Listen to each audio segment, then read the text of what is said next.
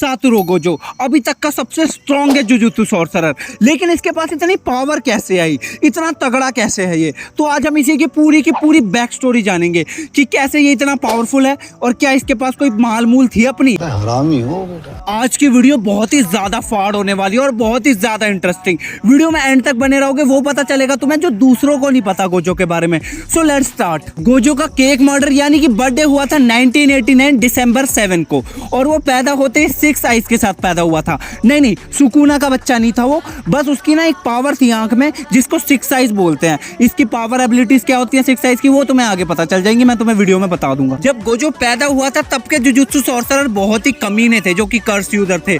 मतलब चोरी चकारी दल्लेबाजी हरकतें मतलब वैसी पेलते रहते थे। और गोजो पे पैदा होते ही $1 मिलियन की बाउंटी लग गई थी क्योंकि उसके पास 6 साइज की पावर थी और वो बहुत ही ज्यादा तगड़ा था। मतलब मान के चलो इतना तगड़ा था कि उसके पैदा होने से जो सारे के सारे कर्स एनर्जी कर्स स्पिरिट्स थी वो किसी और ही लेवल पे चले गए थे सिर्फ एक इंसान के पैदा होने से। अब मैं तुम्हें बताता हूँ, जुजुत्सु वर्ल्ड में 3 मेन फैमिली होती हैं। जैसे नारुतो में क्लैंस नहीं होते थे, हाँ इनमें भी 3 मेन फैमिली होती है, गोजो क्लैन, जेनिन क्लैन, कामो क्लैन। एक बंदा जिसको साइलेंट असैसिन भी बोलते थे, टोजी नाम का, वो गोजो को बहुत ही ज्यादा देखना चाहता था क्योंकि उसकी जो पावर एबिलिटीज के बारे में उसने बहुत ही ज्यादा सुना था क्योंकि गोजो इतना ज्यादा पावरफुल था। तो वो जैसे उसके पास जाता है ना, उसको वैसे कोई सेंस नहीं कर पाता क्योंकि उसको साइलेंट असैसिन ऐसे नहीं बोलते। लेकिन गोजो ना बिल्कुल उसको जैसे ही उसके पास जाता है वो उसको सेंस कर लेता है और टोजी बिल्कुल हिल जाता है इस इंसिडेंट से। अब आगे जाके बहुत ही ज्यादा इन्फ्लुएंस होने वाला है इस इंसिडेंट की वजह से गोजो को, तो आगे तुम सुनते जाओ। अब गोजो बड़ा हो जाता है और जुजुत्सु हाई में एंट्री ले लेता है जहाँ पे वो उटाहिमे और गेटो से मिलता है। गेटो और गोजो चड्डी बड्डी बन जाते हैं, बिल्कुल उनकी बनने लग जाती है, लेकिन उनकी थिंकिंग बिल्कुल नहीं मिलती। गेटो बोलता है कि जुजुत्सु होता है मुट्ठलों और कमजोरों को बचाने के लिए, जहाँ पे गोजो कहता है मुट्ठलों और कमजोरों को बचाने की वजह से वो थक जाता है। बहुत ही एग्जॉस्टिंग काम है ये। वो आपस में लड़ते भी थे और एक दूसरे के राइवल्स भी थे, जैसे माइट गाय और ककाशी का सीन था। एक दिन मास्टर तेंजिन, एक तेंजिन इनका मास्टर है, इनको एक मिशन देता है जिसमें इनको मास्टर तेंजिन के लिए ही एक ह्यूमन सेक्रीफाइस लाना है क्योंकि ना उसके पास कुछ इमॉर्टैलिटी की पावर है और वो नहीं चाहती कि इससे आगे कुछ बढ़ जाए इस चीज में। तो उसको एक ह्यूमन सेक्रीफाइस की बहुत ज्यादा जरूरत होती है और वो ढूंढ भी लेते हैं कि ह्यूमन सेक्रीफाइस, और उस ह्यूमन सेक्रीफाइस का नाम होता है रिको आमनाई। लेकिन उस पे रिको आमनाई पे कोई बाउंटी लगा देता है, जैसे गोजो पे नहीं लगाई थी कि इसको मार दो इतने $1 मिलियन मिलेंगे, तो उस पे भी कोई बाउंटी लगा देता है, पता नहीं होता कौन लगा देता है। तो उसके पीछे एक आतंकवादी संगठन क्यू नाम का और बाउंटी हंटर्स पड़ जाते हैं। इन सबको हराते हराते गोजो और गेटो बिल्कुल थक से जाते हैं। गोजो ना तब अपनी पावर्स के बारे में बताता है 6 साइज की। वो अपनी 6 साइज से अगले की जो सामने वाला है उसकी कर्स एनर्जी देख सकता है, कर्स टेक्निक देख सकता है, अपनी कर्स एनर्जी इंक्रीज कर सकता है और मैग्नेटिक फील्ड से बिल्कुल स्पेस टाइम सब कुछ बेंड कर सकता है और इन्फिनिटी की पावर भी है 6 साइज में। मतलब बहुत ही तगड़ी है 6 साइज की एबिलिटीज। अब इसी मारा कुटाई के दौरान गोजो और गेटो का एक साथी चोरी हो जाता है जिसकी वजह से इनको जापान जाना पड़ता है एरोप्लेन में बैठ के बीच के आसपास की कोई जगह पे। अब गोजो ने 2 दिन तक अपनी 6 साइज खोल के रखी है। जैसे उचिया हर वक्त इस्तेमाल नहीं कर सकते थे अपनी शारिंगान, थक जाते थे, एग्जॉस्ट हो जाते थे, वैसे गोजो भी एग्जॉस्ट हो गया था लगातार 2 दिन तक अपनी 6 साइज खोलने से। लेकिन उसको लगा यार उसके आसपास गेटो है और उसके साथी हैं तो कोई क्या ही उखाड़ लेगा उनका। तो जैसे जुजुत्सु हाई के बैरियर के अंदर जाते हैं ना तो गोजो अपना गार्ड डाउन कर देता है, लेकिन एकदम से पीछे से तोजी जेनिन जो उसको बचपन में मिला था उसको स्टैब कर देता है। उसके बाद गोजो गेटो को बोलता है कि रिको आमनाई जो कि ह्यूमन सेक्रीफाइस है उसको लेके वहां से चला जाए, और तोजी को बोलता है तू पागल है क्या भोसड़ी के, इसके ऊपर से बाउंटी हट गई है, जो उसको मारने पे पैसा मिलना था वो हट गया है, अब तू इसके पीछे क्यों पड़ा है? तो तोजी कहता है जो इस पे बाउंटी लगाई थी वो मैंने ही लगाई थी ताकि मैं चाहता था तू एग्जॉस्ट हो जाए और मैं तेरी मार सकूं, और उन दोनों में ना फाइटिंग शुरू हो जाती है।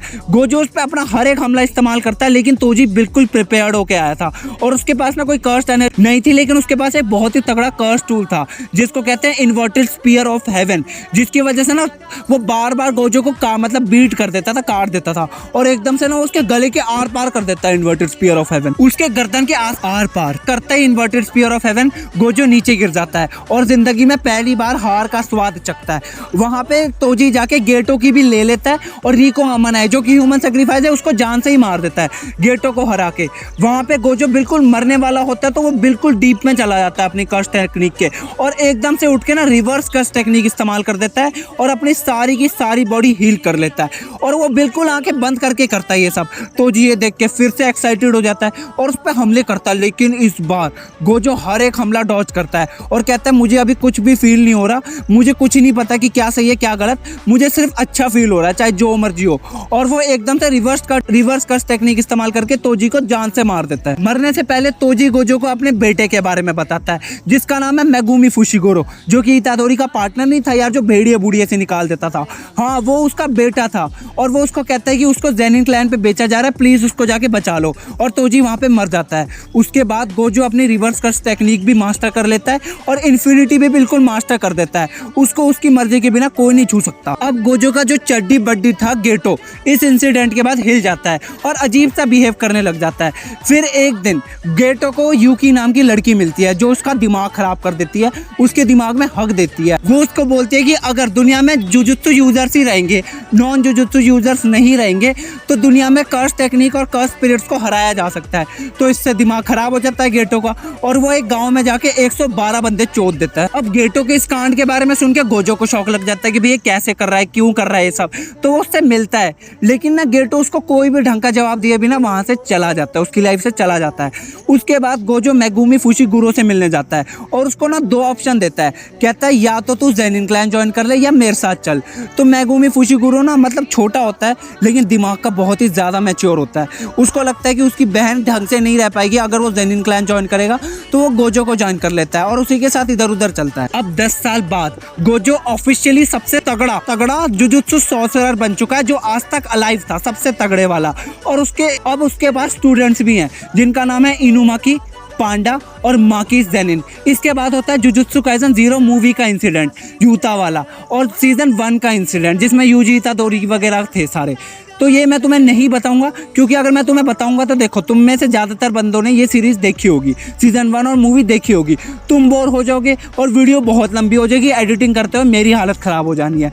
तो लेट्स स्किप दिस पार्ट और वहाँ से शुरू करते हैं जहाँ पे तोजी ने मेगुमी फुशिगोरो, नोबारा और यूजी इतादोरी की प्रमोशन के लिए बात करी थी। अब अगर तुमने जुजुत्सु काइसन का सीजन 1 ढंग से देखा है तो तुम्हें पता चला होगा एक प्रिज्म रेल्म नाम की चीज़ थी जिसके अंदर गोजो को सील करने की बातें कर रहे थे। अब अक्टूबर 31 को शिबुया में गोजो को सील करने का प्लान बना लिया था सारे कर्स स्पिरिट ने और सारे के सारे कर्स यूजर ने, जैसे कि ये है गेटो, हनामी, जोगो, इन सब ने मिलके प्लान बनाया था कि गोजो को हम सील कर देंगे। और इन्होंने ना बंदों को वहां पे एक जगह पे इकट्ठा करके उनको बंदी बना लिया था और सबको बोला था कि चिल्लाओ कि हमें गोजो सातुरो यहाँ पे चाहिए। गोजो को पता था ये ट्रैप है, फिर भी वो अंदर चला जाता है। वहां पे एक बैरियर लगा दिया जाता है जिसके अंदर लोग ही लोग होते हैं ताकि गोजो अपनी पूरी की पूरी पावर इस्तेमाल ना कर सके, क्योंकि कर पाता तो वो सबकी लेनी देनी यूं ही कर लेता। लेकिन ये सब होने के बाद भी गोजो सबकी लेने चला जाता है। वहाँ पे ना अंदर जाते हैं डिजास्टर कर्सेस किसी टाइप के स्पेशल कर्स होते हैं जो कि बहुत ज़्यादा पावरफुल होते हैं और जोगो, हानामी वगैरह सब अटैक करते हैं गोजो पे, लेकिन गोजो सभी की लेनी देनी यूं कर लेता है। वो जो पौधा नहीं होता पहले तो उसकी आंखें नोच लेता है, फिर उसको कोने में ले जाके पास्ता बना देता है जिससे जोगो की फट जाती है और वो कहता है यार ऐसी कौन सी चीज़ है जो गोजो सातुरो नहीं कर सकता। अब यहाँ पे माहिटो जो कि इंसानों के बदन के साथ खिलवाड़ करता है, जो हमें सीजन 1 में दिखाया गया है, ये इस पे गोजो पे 1000 ट्रांसफिगर्ड ह्यूमंस भेज देता है। गोजो वहाँ पे 0.2 सेकंड्स के लिए डोमेन एम्पलीफिकेशन इस्तेमाल करता है। ये डोमेन एक्सपेंशन जैसा होता है लेकिन वो नहीं होता और 5 मिनट के अंदर वो 1000 के 1000 बंदे भी चोद देता है और सारों की फट जाती है देख के। लेकिन वहाँ पे ना एक आइडिया था इन सबका कि ना गोजो को 1 मिनट के लिए प्रिज्म रेल्म में बंद। अब जाके हमें पता चलता है कि गोजो से सीधा पंगा लेने की जरूरत कैसी की इन लोगों ने। प्रिज्म रेल्म में बंद होने के लिए कम से कम 1 मिनट का टाइम लगता है, तो उसके आगे एकदम से प्रिज्म रेल्म फेंक दिया जाता है गोजो के। गोजो सोचता है मैं आराम से बच जाऊंगा और वो जैसे मुड़ता है ना वो अपने दोस्त गेटो की बॉडी देखता है। हाँ, बॉडी होती है। जुजुत्सु काइसन 0 में अगर तुमने ध्यान से देखा हो तो गेटो को हरा देता है। उसके बाद गोजो कहता है कि मैं तुझे मार दूंगा, लेकिन हमें ये नहीं दिखाया जाता कि उसने मारा कि नहीं मारा, लेकिन असल में वो वहाँ पे गेटो को मार देता है और उसकी जो बॉडी होती है ना, कंजाकू नाम का एक सॉर्सरर है, वो उसकी बॉडी हायर कर लेता है, उसकी बदन को अपने कब्जे में कर लेता है। तो हमें पता चलता है कि गेटो जो है वो मर चुका है, लेकिन कंजाकू ने उसकी बॉडी हायर कर रखी है।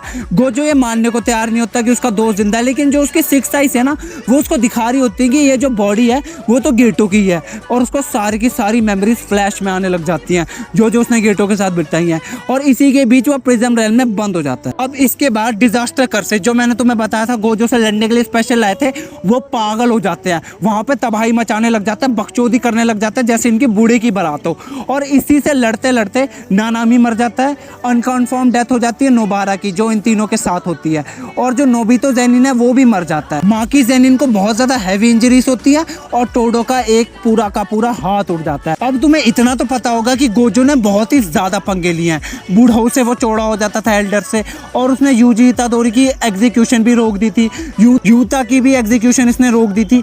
तो इसके करके जो बूढ़ों वगैरह हैं वो उस पर बिल्कुल ही रोक लगा देते हैं कि गोजो की मदद कोई नहीं करेगा, और कोई करेगा तो उसको बिल्कुल क्रिमिनल घोषित कर दिया जाएगा। यूजी इतादोरी की भी एग्जीक्यूशन कंफर्म कर देते हैं क्योंकि उसके अंदर सुकुना होता है, और जो मास्टर मासामिची होता है उसको एग्जीक्यूशन का ऑर्डर दे देते हैं क्योंकि उसने गोजो का साथ दिया था। यहाँ पे गोजो का दिमाग ना बहुत तेज चलता है। शिबुया में जाने से पहले उसने यूता को बोला था कि अगर मैं सील हो जाता हूँ या मेरे साथ कुछ उल्टा सीधा हो जाता है तो यूजी इतादोरी का ख्याल तूने रखना है, तो वो वही करता है। वो यूजी के पास जाके ना दोबारा उसकी फेक डेथ कर देता है, जैसे पहले उसकी फेक डेथ नहीं हुई थी एक बार, वैसे उसकी फेक डेथ कर देता है, और वहाँ पे कलिंग गेम्स शुरू हो जाती हैं। अब कलिंग गेम्स ना एक्सचेंज इवेंट जैसे एक टूर्नामेंट जैसा है जिसमें जुजुत्सु सॉर्सरर होते हैं, एक जगह पे एक बैरियर सा होता है, बहुत बड़ी जगह होती है जहाँ पे उनको फाइट टू सर्वाइव करना पड़ता है, एक दूसरे से भी फाइट करनी पड़ती है और कर्स स्पिरिट से भी फाइट करनी पड़ती है। अब कलिंग गेम्स में यूजी इतादोरी और मेगुमी की हालत खराब हो जाती है लड़ते लड़ते, वो ऑलमोस्ट मरने वाले होते हैं लेकिन एंड में वो सर्वाइव कर जाते हैं। यूता भी लड़ लड़ के पागल हो जाता है, एंड में मरने ही वाला होता है लेकिन वो भी अपने ओपोनेंट को हरा देता है। लेकिन ये सेम केस नहीं होता यूकी के साथ, लेकिन यूकी और कंजाकू की फाइट में सेम नहीं होता। जो यूकी होती है जो कि उनके साथ पड़ी है, गेटो और बाकी सबके साथ पड़ी है, वो कंजाकू से हेड ऑन लड़ रही होती है और अपने आप को सेक्रीफाइस कर देती है उसको हराने के लिए। लेकिन कंजाकू बहुत तेज होता है, जो तेंजिन नहीं होता जिसके लिए ह्यूमन सेक्रीफाइस लाना था, जिसके पास इमॉर्टैलिटी जैसी पावर थी, वो उसको चूस लेता है और बच जाता है। मतलब मरने वाला होता है कंजाकू लेकिन वो बच जाता है उसको चूस के। अब जाके हमें कंजाकू का फाइनल प्लान पता चलता है, उसको एक वर्ल्ड लेवल कर्स एनर्जी निकालनी थी, कर्स स्पिरिट निकालनी थी जिससे वो दुनिया खत्म कर सके। इसी के बीच जो मेगुमी की बॉडी है वो सुकुना चक लेता है, उसको अपनी एक सुपर चार्ज फिंगर खिला के, जो उसकी उंगली थी वो खिला के वो मेगुमी की बॉडी चक लेता है, यूजी इतादोरी से शिफ्ट हो जाता है। एक तरीके से ब्लूटूथ ट्रांसफर चल रहा है यहाँ पे। मेगुमी वैसे ही बहुत दुखी होता है क्योंकि जो उसकी बहन का बदन होता है ना, वो भी एक सॉर्सरर के लिए वेसल का काम कर रहा होता है, बर्तन का काम कर रहा होता है, वो वैसे ही बहुत टूटा पड़ा होता है, और सुकुना उस पर बाथ रिचुअल करके ना उसी के हाथों अपनी बहन का मर्डर करवा देता है। अब कलिंग गेम्स की जर्नी के बीच यूजी एक बंदे से मिलता है जिसका नाम है हाना, जिसका बदन वेसल का काम कर रहा है एक एंजल नाम के सॉर्सरर के लिए, जो कि बैरियर सील वगैरह सब कुछ तोड़ सकता है और वो गोजो को वापस ला सकता है। जब सुकुना ने मेगुमी का बदन लिया था उसने उसको बहुत बुरी तरीके से इंजर कर दिया था, लेकिन वो अब ठीक हो जाती है, वहाँ पे जुजुत्सु हाई ले जाते हैं उसको ठीक कर देते हैं, और अब गोजो को अनसील करने का टाइम आ गया है। वो हवा में उड़ती है, सारे के सारे सॉर्सरर्स ना पहले खुले में आते हैं और प्रिज्म रैम को बीच में रख देते हैं और सारे पत्थरों के पीछे चले जाते हैं, और वो एंजल हवा में उड़ के अपना जैकॉब्स लैडर नाम का मतलब तगड़ी सी पावर मारती है और एकदम से प्रिज्म रैम में मारती है तो एकदम से धुआं धुआं हो जाता है और ब्लास्ट होने लग जाता है हर जगह। इसके बाद भी हमें गोजो कहीं नहीं दिख रहा होता है, ऐसा लगता है कि वो अनसील हुआ नहीं, लेकिन एकदम से अर्थक्वेक आ जाता है जो कि बताता है कि हाँ गोजो अब अनसील हो चुका है, और वो बोलता है कि अब मैं कंजाकू की लेनी देनी कर लूंगा, और 800 मीटर नीचे जमीन के जाके कंजाकू को एकदम से पकड़ लेता है, उसके सारे के सारे बैरियर तोड़ देता है और कहता है कि जो भी तू बोलेगा ना साले वो बिल्कुल चुन चान के बोलियो क्योंकि तेरे वो आखिरी शब्द होंगे जो तू मुंह से बोलेगा। और वो जैसे उस पर अटैक करने वाला होता है ना, एकदम से सुकुना वहां पे आ जाता है जिसने मेगुमी की बॉडी उठाई है। मेगुमी की बॉडी देख के गोजो को बहुत ही ज्यादा बुरा लगता है। अब वहां पे सुकुना के साथ उरुमे भी होती है जो कि गोजो को उल्टा सीधा बोलने लग जाती है। गोजो एक ही मुंह मारता है और उसकी हालत खराब कर देता है और बिल्कुल वो पीछे जाके बच जाती है जैसे वो थी ही नहीं, और कंजाकू और सुकुना के सामने वो खड़े होकर कहता है कि मैं तेरी लेनी देनी करूंगा। लेकिन अब इसके बाद सुकुना और गोजो की फाइट टाल दी जाती है दिसंबर 24 तक, और ये वही डेट है जिस दिन गेटो की लेनी देनी करी थी गोजो ने। जो असली गेटो था उसकी जान ले ली थी गोजो ने। और अभी भी मांगा खत्म नहीं हुई, मांगा में सुकुना और गोजो की फाइट चल रही है, लेकिन जहां तक लेटेस्ट मांगा है ना बहुत ही क्लोज तक मैंने तुम्हें कवर कर दिया। मेरे ख्याल इसके बाद से 3-4 चैप्टर ही ज्यादा निकले हैं। अब अगर तुम वीडियो में अभी तक हो ना तो कमेंट में प्लीज गोजो लिख देना और वीडियो को प्लीज लाइक कर देना क्योंकि इतनी बड़ी वीडियो थी यार। और हाँ, तुम्हें क्या लगता है गोजो सबसे तगड़ा एनीमे कैरेक्टर है? यार मेरे को तो ये नहीं लगता, और मैंने पूरी की पूरी वीडियो भी बना रखी है क्यों नहीं है वो सबसे तगड़ा। और सबसे तगड़ा आज तक का एनीमे का सबसे तगड़ा कैरेक्टर कौन सा है, तुम्हारी वीडियो यहाँ पे फ्लैश हो जाएगी, इसमें उंगल जाके देख सकते हो तुम वो वीडियो।